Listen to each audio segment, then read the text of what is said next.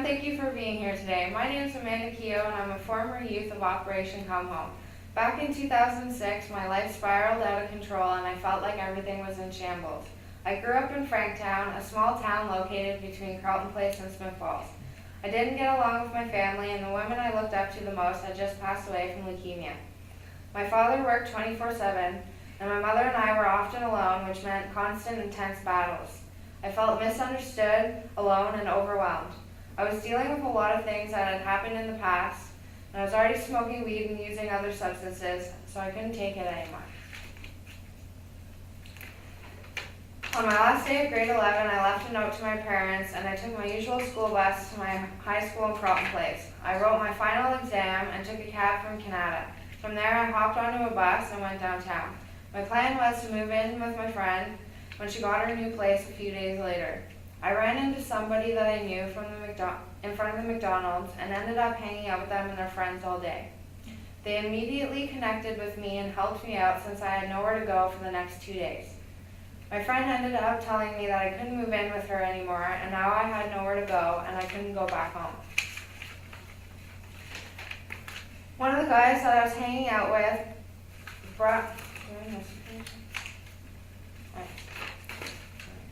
I became good friends with the youth that I met on Rideau.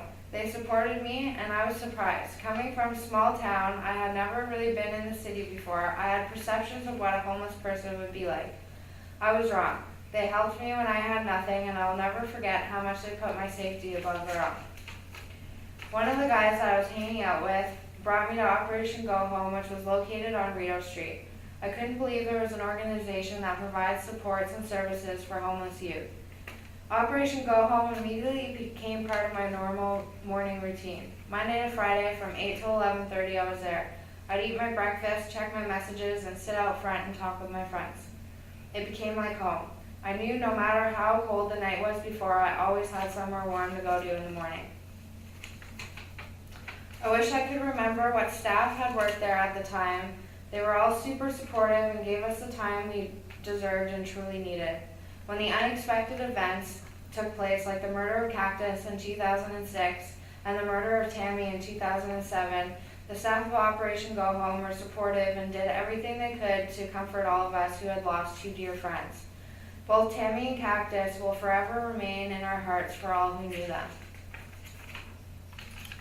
The staff at Operation Go Home tried hard to get me into a role in their new achievement center. I can't remember, but it feels like I was only enrolled for 1 day. I was so caught up in my street routine that I didn't follow through. They were understanding and always said that if I changed my mind, that they would be there for me no matter what. The staff did not ever judge or make us feel less of a person despite of our situations.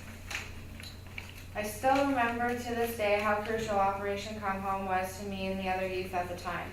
It was our home, and we relied on it. I still remember all of our disappointments if OCH was closed one morning, or the frustration we had if we got barred for a period of time. As a youth, I don't think I knew the true impact Operation Come Home was having on my life, but in the few years to follow, it really set in. Being a youth on the streets was really tough, never knowing where I was staying, whether that was outside in a spot that we all knew or going to some grimy trap house just to have a roof over our heads, really took a toll. The only thing that kept my mind off the reality we faced was substance abuse.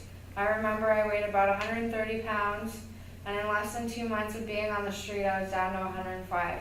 I was physically and mentally and overall unhealthy. My priorities and thoughts were always negative, and I saw no hope in turning things around.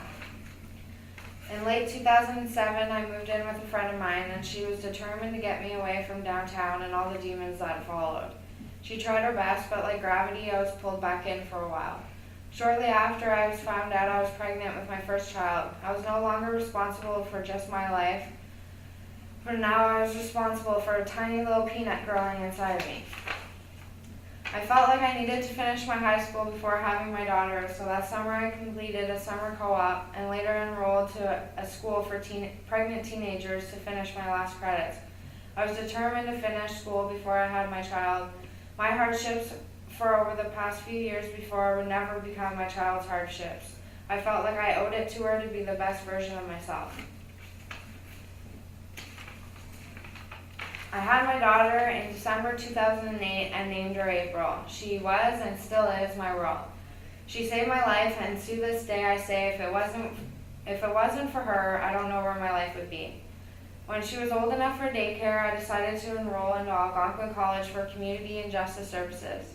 I really wanted to be able to help others, and I felt like this program was it. I had struggles during college, but I overcame every one of them, and I was determined to graduate with my class in 2012. In June 2012, I graduated, and I got a job at the Salvation Army Ottawa Booth Center. I loved working at the Ottawa SAL, however, it was hard to see my friends who were still homeless and accessing the services. It was difficult to separate them as a client, considering only a few years before they were saving me from the dangers of the street. During this time, I also fell into an abusive relationship, and it took over my life. Being trapped in this relationship made me feel alone and as if I were living a lie. I was living this lie for almost 3 years and was now pregnant with my second child, so I fled. I packed my stuff and went to a shelter for young women fleeing domestic violence. Within 5 months in the shelter, I had my son Austin, got my own place with my 2 children, and was safe. However, all that had happened, I wasn't mentally ready to re-enter society. Struggling with PTSD and OCD, I was scared of the dangers and the triggers of society that I would have to face every day. When I was with my children, I could bring them out all day, but when I was alone, I couldn't even leave my bedroom. After 3 years, I said enough was enough. I enrolled into school again and set my mind to it. Last September, I started the graduate victimology program at Algonquin College. It was the best program I could have ever asked for. It reaffirmed how much strength I have within myself and that I'm ready to be back in the field and ready to help others. I have learned a lot about myself and how my past does not determine my future. About 6-7 months ago, I was looking on Charity Village for potential jobs for once I graduated. I saw an ad for a peer support worker at Operation Come Home, qualifications being having lived in experience being homeless, lived in with mental health or addictions, and being between the ages of 19 and 29. This ad literally had my name written all over it. I applied, and before I knew it, I had the position. I was so happy and grateful, and I felt like this position was made just for me. Now I'm able to help and give back to youth in a way that will forever touch their hearts, even if they don't see it yet. I get to go to work for an organization that originally helped me over 10 years ago. And yes, I did graduate from victimology in June 2018. This past year has been a year of growth, strength, and self-awareness. Some things in my life occurred by choices made by me, others were out of my control. As much as I don't wish any of my experiences I have had on anyone, they have made me who I am today. This past year I also met my boyfriend Shane, and I've been with him now for over 9 months. He is my rock and keeps me grounded on days that I may not feel myself or when I feel like I'm slipping back into old thoughts or ways. The relationship between my parents also strengthened over the past few years. I recognize now as a parent myself what our struggles were, and without them and their overall support and our growth in our relationship means the world to me.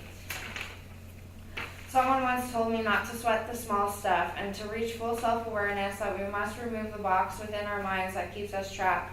Life is never as expected, and I never thought my life would have gone the way it did. However, I'm proud of the person that I've become.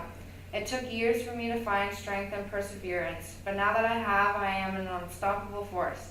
I'm still on the road to success, and in my eyes, I always will be, because I believe success is measured through your own self-thoughts, awareness, and happiness. I know I've come a long way, and I'm proud of myself for everything I've done. My turnaround did not happen overnight. The story I just told you took about 12 years, but I'm now here standing in front of 300 people, sharing my triumphs, my success, and my strength. It is important to remember that we need more than just a second chance. We need several chances, and that doesn't mean that we're giving up. As we survivors tend to say, my story is not over. I have so many future goals and dreams for myself and my children. I've been thinking of going back to school again, to university for psychology, and work towards my BA and eventually a master's. I really hope that I can continue to work with Operation Come Home for many years to come, or continue to work within the community and justice and victimology field. I would love to get married and buy a house in the country one day and be the best for April and Austin. I want to show my kids that no matter what, or no matter how many struggles you face, you can always persevere. Thank you to all the staff at Operation Go Home for the help that they gave me, and I'm so happy to be working alongside the current staff of Operation Come Home. Thank you for attending our breakfast on the Rideau, and thank you for listening to my story.